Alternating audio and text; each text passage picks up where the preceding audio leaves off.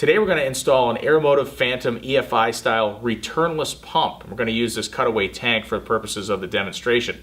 This pump is regulated internally at 60 psi, so it's perfect for LS swaps or aftermarket EFI swaps onto your engine.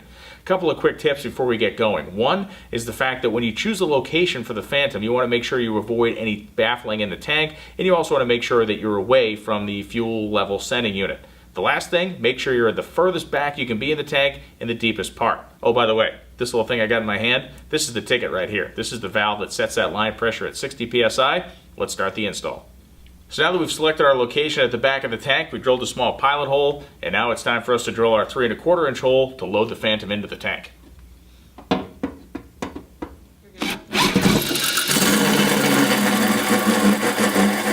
So after we drilled our hole, the next step is to clean the tank out well to get any shavings out that may have been left by drilling.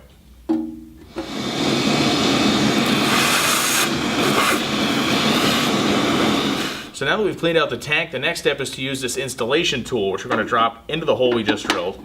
That's going to allow us to accurately drill the holes for the C-ring that will mount the pump in the tank. It's also going to help us get the foam in there.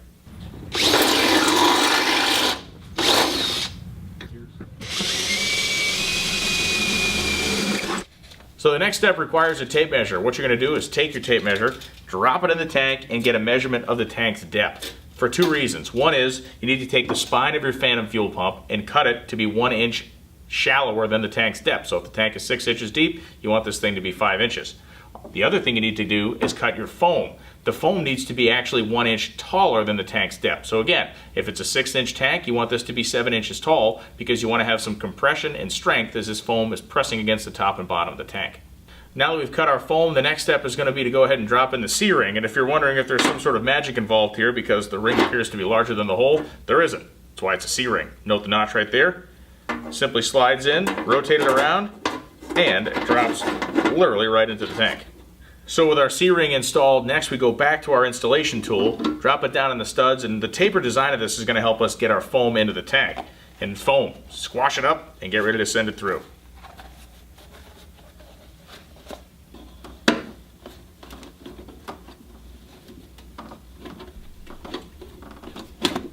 Of all the neat innovations in the Phantom fuel system, believe it or not, this little gasket is one of the most important.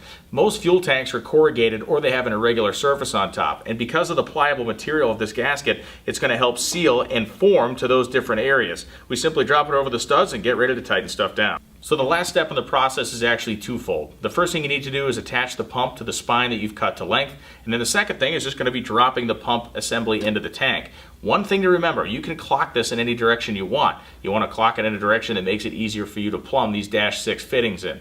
Because this is a returnless style application here, we're simply going to plug the return side of this. In a return style fuel system, you'd obviously hook your return line up and be in business. So the very last thing we need to do is tighten the nuts down on the studs from the C-ring, and that's going to secure the pump to the tank. When you do tighten the nuts down, make sure you do it in a star-style pattern because that'll give you even compression on the gasket and make sure you get a good seal. The Phantom's going to keep your fuel pump pickup submerged whether you're on the drag strip, whether you're on the autocross, or whether you're simply just driving down the highway. This is innovation, this is Aeromotive, and this is how you install a Phantom.